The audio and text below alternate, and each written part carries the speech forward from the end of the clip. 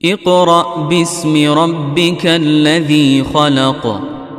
Read in the name of your Lord who has created. হজ একটি বিশেষ ইবাদতমূলক ভ্রমণ যা বিশ্বের মুসলমানরা প্রতি বছর পবিত্র নগরী মক্কাতে সম্পন্ন করে থাকেন।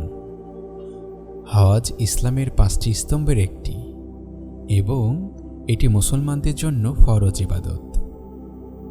হজের মোট 11টি গুরুত্বপূর্ণ ধাপ রয়েছে, যেগুলো সহজ ভাষায় নিচে তুলে ধরা হলো। হজের ধাপসমূহ। ইহরাম। মক্কায় প্রবেশের আগে মুসলমানরা একটি বিশেষ সাদা পোশাক পরিধান করেন, যাকে ইহরাম বলা হয়। এটি আল্লাহর সামনে সকল মানুষের সমতার প্রতীক। তাওয়াফ। হজকারীরা পবিত্র কাবা শরীফের চারপাশে 7 বার ঘড়ির কাঁটার বিপরীতে হাঁটেন। সাই। সাফা ও মারওয়া নামক 2টি পাহাড়ের মাঝে 7 বার হাঁটেন, যা স্মরণ করায় হজরত হাজরা আলাইহিস সালামের পানির খোঁজে দৌড়ানোকে। আরাফাতে অবস্থান। হজের মূল অংশ, যেখানে হাজিরা আরাফাতের ময়দানে দিনব্যাপী অবস্থান করেন, নামাজ পড়েন ও আল্লাহর নিকট ক্ষমা প্রার্থনা করেন। মুজদালিফা।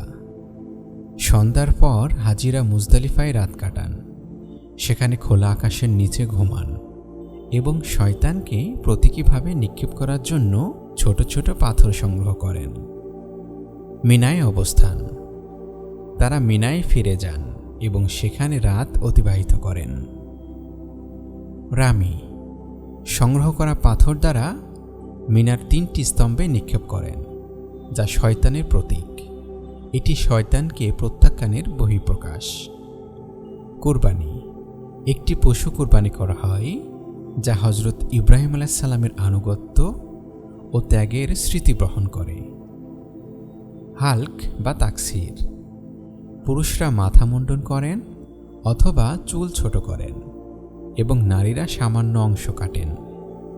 এটি নতুন শুরুর প্রতীক এবং বিনয় প্রকাশ করে। তাওয়াফ জিয়ারা। পুনরায় কাবা শরীফের চারপাশে 7 বার ঘোরা হয়, যা হজের অন্যতম আবশ্যক অংশ। তাওয়াফ বিদা।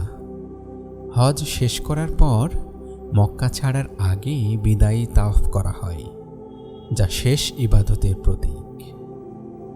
ওমরা। ওমরা হল একটি সংক্ষিপ্ত ও নফল ইবাদত, যা মুসলমানরা বছরের যে কোনো সময় সম্পন্ন করতে পারেন। এতে রয়েছে মোট 4টি সহজ ধাপ। ইহরাম। মক্কায় প্রবেশের আগে সাদা পোশাক পরিধান করা। তাওয়াফ। কাবার চারপাশে 7 বার ঘোরা। সাই। সাফা ও মারওয়া পাহাড়ের মাঝে 7 বার হাঁটা। হাল্ক বা তাকসির। পুরুষের চুল মুন্ডন করা বা ছোট করা এবং নারীদের সামান্য অংশ কাটা। রাসূলুল্লাহ সাল্লাল্লাহু আলাইহি সাল্লাম বলেছেন, হজ ও ওমরা পাপকে দূর করে দেয় এবং মানুষকে আবার পবিত্র করে তোলে, যেমন আগুন ধাতব পদার্থের ময়লা পরিষ্কার করে। তিনি আরও বলেন, যারা হজ ও ওমরার উদ্দেশ্যে আসে তারা আল্লাহর অতিথি। তারা যা কিছু চান আল্লাহ তাদের তা দান করেন। আল্লাহ আমাদের সবাইকে হজ ও ওমরার এই পবিত্র সফর করার তৌফিক দান করুন। আমিন।